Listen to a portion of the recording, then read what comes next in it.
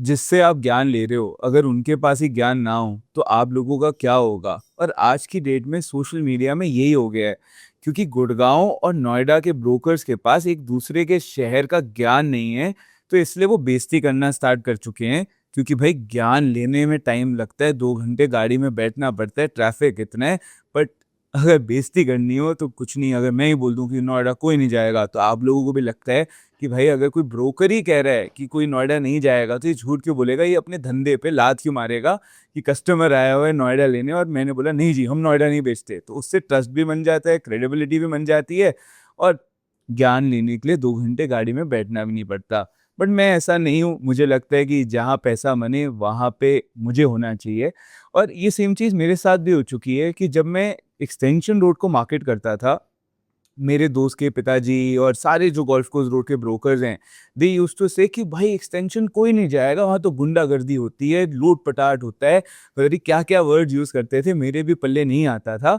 और आज वही एक्सटेंशन रोड जो 40-50 हज़ार पर स्क्वायर यार्ड का जहाँ प्लॉट मिलता था, वहाँ 3.5-4 लाख स्क्वायर यार्ड का प्लॉट हो गया, और गोल्फ कोर्स रोड पे 1 लाख का 4 लाख हुआ।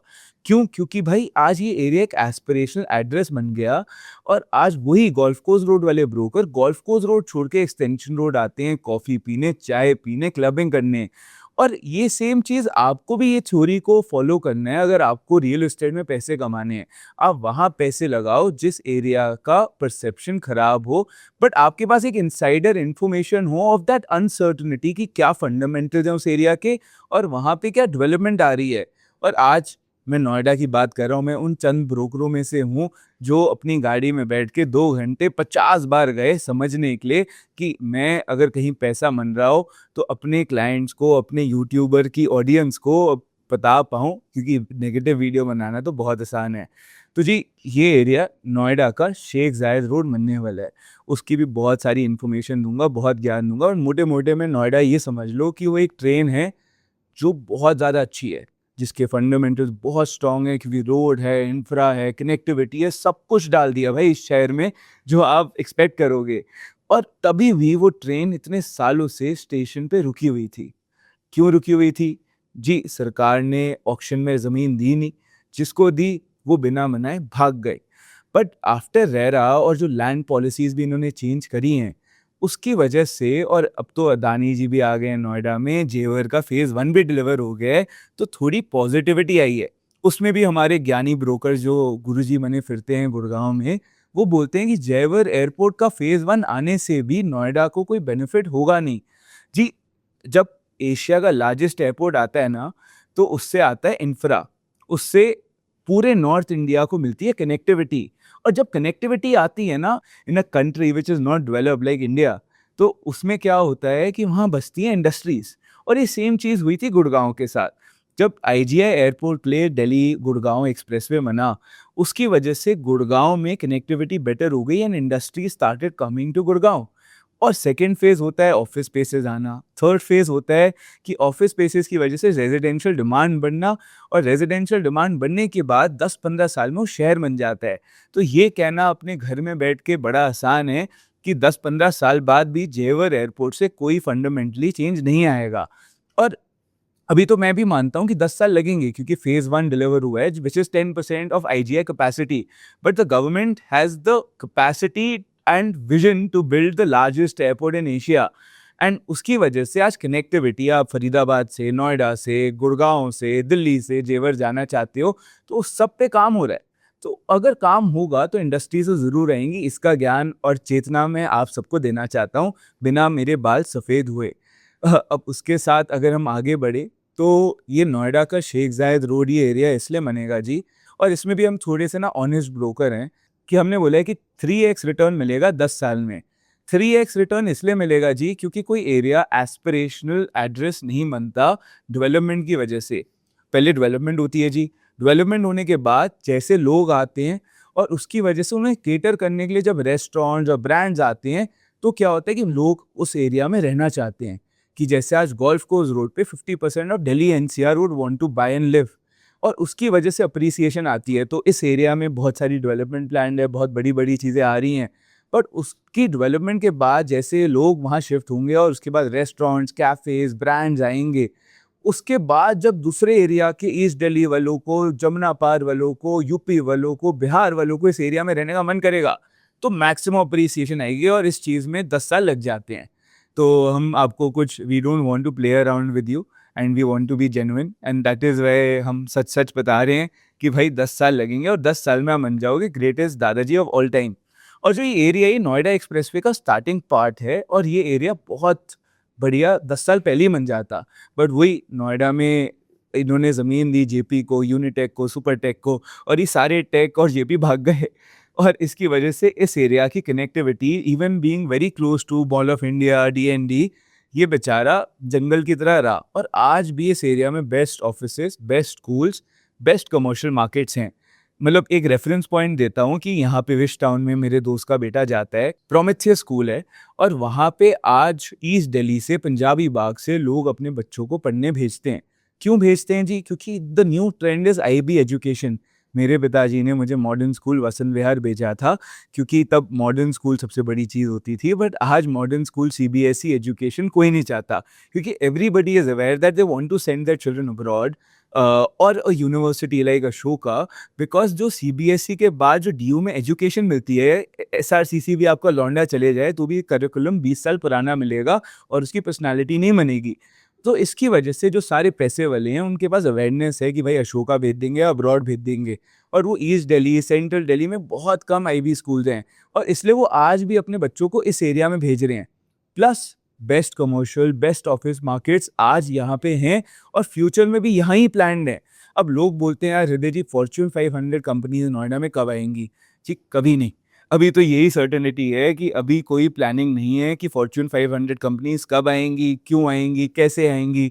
गुड़गांव के पास डीएलएफ था, डीएलएफ ने अभी लास्ट 4-5 सालों में साइबर सिटी 2, अभी आपको लगता है कि एसपीआर में आएगी, उन्होंने साइबर सिटी 1 के साथ में ही 2 क्रिएट कर चुके हैं।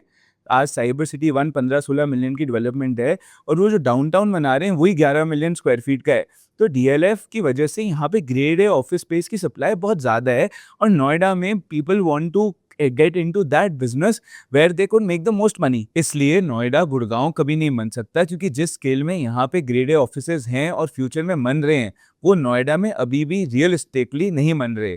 आज भी जो 3 टाइप की ऑफिसेज हैं नोएडा में, एक है जी लालाओ की कंपनीज, सेकेंड है mass scale companies like TCS, Infosys और स्टार्टअप्स जिनको सस्ती लेबर चाहिए, वर्कफोर्स चाहिए, क्योंकि Noida as a city has a lot of mass scale housing and यहाँ पे अगर रेस्टोरेंट में जाओ तो 500-1000 रुपये में एक डिश नहीं मिलती। ऐसे गुड़गांव में रेस्टोरेंट्स हैं और वहाँ पे अभी भी the phenomena is that fast food is still luxury in Noida. But इसकी वजह से ऐसा नहीं है कि नोएडा बेकार है। नोएडा है द प्ले ग्राउंड ऑफ लालास। लालास के पास बहुत ज़्यादा यहाँ पे कमर्शियल प्लॉट्स हैं, इंडस्ट्री प्लॉट्स हैं, अच्छा इंफ्रा है, मास स्केल हाउसिंग है, जिसकी वजह से लालास यहाँ पे काम करना चाहते हैं। और आज आप समझ लो पानीपत में मैंने फैक्ट्री खोल ली, मेरे बेटे के पास कोई मार्केट नहीं घूमने के लिए, मेरे बेटे के पास कोई अच्छा स्कूल नहीं, तो वो Panipat with good infra, good schools, good commercial market is what Noida is.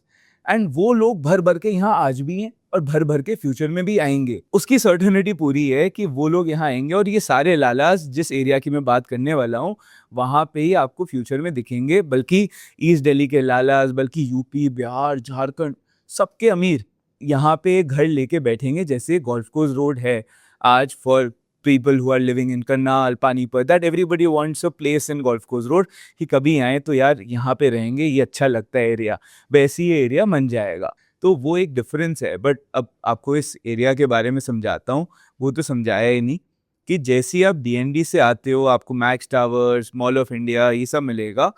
और ये है नोएडा एक्सप्रेसवे का पहला स्ट्रेच जहाँ पे भर भर के डेवलपमेंट हो रही है। ट्रम्प टावर है, कलिनन है, जेकब एंड कंपनी है, एली साप है, मैक्स के 2 प्रोजेक्ट्स हैं और जैसे मैंने बताया कि रानी साहब भी नोएडा एंटर कर चुके हैं, तो विश टाउन में भी उनके 8-9 प्रोजेक्ट्स फ्यूचर में प्लान्ड हैं। इस एरिया में इतना पोटेंशियल है कि M3M और DLF की भी 74 एकर्स के लिए लड़ाई चल रही है and DLF also wants to enter into Noida market on this part of Noida expressway. जैसे मैंने बताया था कि इतना एस्पिरेशन और DLF तो अच्छे एरिया में ही आता है, तो इतना पोटेंशियल होगा इस एरिया में, तभी DLF भी इस एरिया में आने का प्लान कर रहा है। अब उसके साथ गोल्फ कोर्स रोड पे हमारे एक गोल्फ कोर्स है, यहाँ पे 2-2 गोल्फ कोर्स हैं। मोटे मोटे में आप ये समझ लो कि जो सेंट्रल नोएडा है इसके पीछे, वहाँ पे जो प्राइसिंग है वैसी ही प्राइसिंग नोएडा एक्सप्रेसवे में है, क्योंकि अभी तक ये डेवलप नहीं हुआ। ये नोएडा का गोल्फ कोर्स रोड है जिसकी pricing golf course extension road जैसी है आज, क्योंकि यहाँ पे डेवलपमेंट नहीं हुई। तो आपको पोटेंशियल है पैसे कमाने का। और विथ ऑल दीज डेवलपमेंट्स मेरा फेवरेट मैक्स 105 है। Max 128 was something which was very similar to DLF Arbour. अगर आप गुड़गांव रियल एस्टेट समझते हो, बहुत तेजी से बिक गया, लोगों ने बहुत पैसे कमा लिए, जितने बिल्डर को दिए उतने या उससे ज़्यादा कमा लिए। और जो मैक्स 105 आ रहा है उसमें प्लस पॉइंट ये है कि जी मैक्स का पहले तो नाम बहुत है, नोएडा में अभी भी थोड़े कम ही लोग हैं जिनका नाम है। और उसके साथ जो इनकी लोकेशन है ये बैंग ऑन एक्सप्रेसवे नहीं है, एक्सप्रेसवे से पीछे है, तो एक्सप्रेसवे का शोर शराबा नहीं आएगा। और ये मूवमेंट थीम में ला रहे हैं जहाँ पे एलिवेटेड जॉगिंग ट्रैक, 3 एकड़ की ग्रीन बेल्ट, और आप शर्मा जी जैसे मेरी जैसे तोंदूमल के साथ नहीं रहोगे, फिटनेस इंथुजियास्ट के साथ रहोगे, तो वो भी अपना एक जेंट्री है which would want to live together.